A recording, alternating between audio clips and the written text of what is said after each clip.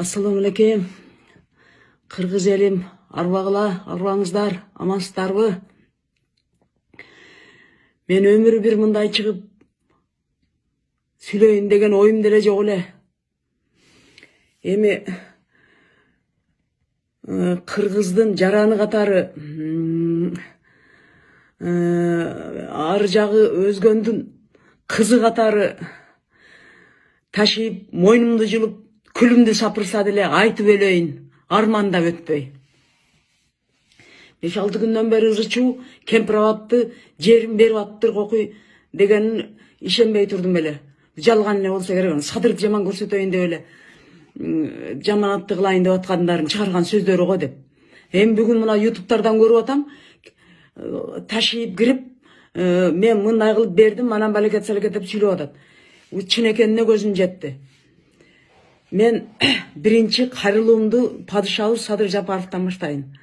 Айланайын Садыр, менен 13-14 жаш кичүү экенсиң. Мен сени 2013-жылдан бери колдоп келем.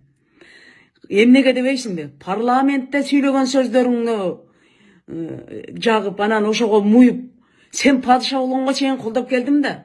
Ой, атаң көрүп, ушундай да кыргыздын жигити болобу деп. Seni karmaganda aeroporttan Atambayev, YouTube'dan çıkıp kayrılgan Atambayev, Айланайын Atambayev, ушундай тынчыкпа балдарыбызды катылба, камаба, 30 жыл падыша болгон, о Сталин деле асманга учуп кеткен жок, 2 метр жерге кирди. Өмүр бою падыша болуп турбайсың Айланайын. Чыгар деп. Анан калса ысык көлдүктөр биздей колдогон жок сени. Ош жаллап баткендей. Тим эле Садыр деп атыңın аркасынан чуркап, лампочка деп жүрүп шайладык эле. Анан лампочкабыз ушундай кылабы? Кемпирабад бир кара шоронун ар жагындагы бир чеке арпа жайлоосунун бер жагы бир жайлоо болсо экен, аны ошонун ары кетип калыптыр демин деп койсок, көзү жумуп. Эй, тумшугубузда турган, бутубуздун алдында турган, өзгөндөн кетип, өзгөндүн центринен башталып, анан өзгөн кара суу Сузак районун курчап турат го, этеги Өзбекстанга барып атат го. Ушулдагы биздин жетекчилердин ашепкесинен ушундай болуп, ушундай тагдырга кептелди эле. Акырын силер бүтүрүп атасыңар, камчы досуң экөөң. Бул эмне деген адамдын акылына сыйбай турган иш го бул такыр эле. Мен саясатчы болбосом дагы буга мен эч бир акылым жетпейт, мында уятым дагы чыдабайт мындайга. Дагы бир депутат дөйдүрүп атат жерде. Стратегически важный мындай объект эмес дейт, стратегический объект, важный объект болбосо 20 жыл мурун Каримов килеген военчасты курдуруп, жолубузду тосуп, Ош Жалал Абад жолун бар жокол деп ана айдап жүрдү го. Анан башы жок кыргыздар аны өзгөнө айланып жол салып, 20 мүнөттүк жолду 2,5 саатта Жалал Абадка жетип жүрөбүз го. Кыргыздын бул депутаттары ар намысыңарга келгиле, депутаттык срок 5 эле жыл. Анан мага ошо эле каласың эртең күн өткөндө.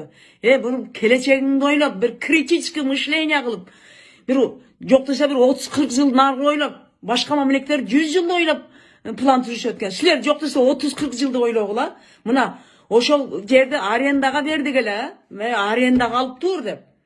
Арендага алып биз кыргыздар эш кылып 40 жыл өткүчө Каримов бу жерге чекесине Совет Абад деген шаарды куруп койду. Ас келгенсип канагатты кошо алып койду. Жолубузду тосуп койду. Пошол деп эле. Мирзияев 100 жыл падыша болбойт, бир 30 жыл болор, 20 жыл болор. Анан ол жер бергенден кийин анын баягы нейтральный территориялар менен бүт ошолордуку да. Асманды кантип аласың? Анан көрө сууну ала бер, айланып кетейин өзбөгүм.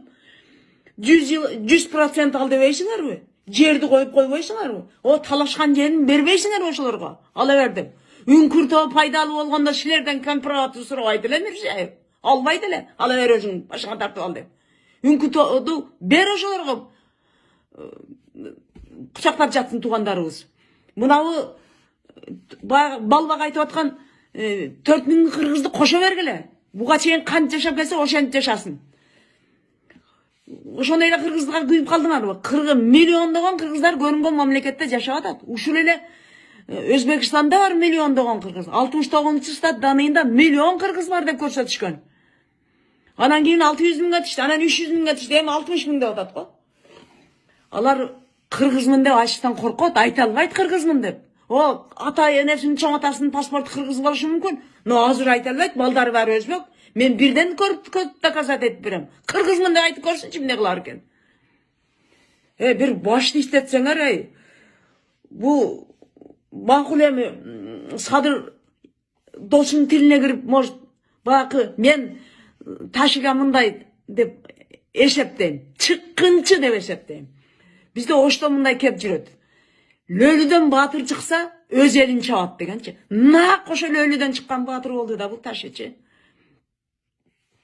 Бул бир ушундуп өзүбүздөн, өзгөндөн башталып, ошо Өзбекстанга жетип атканга чейинки сусактагычты бересиңер, токтогулдуктар капа болуп жүрөт. Көчүрмө кылып анан бизди мындай кылды эле деп.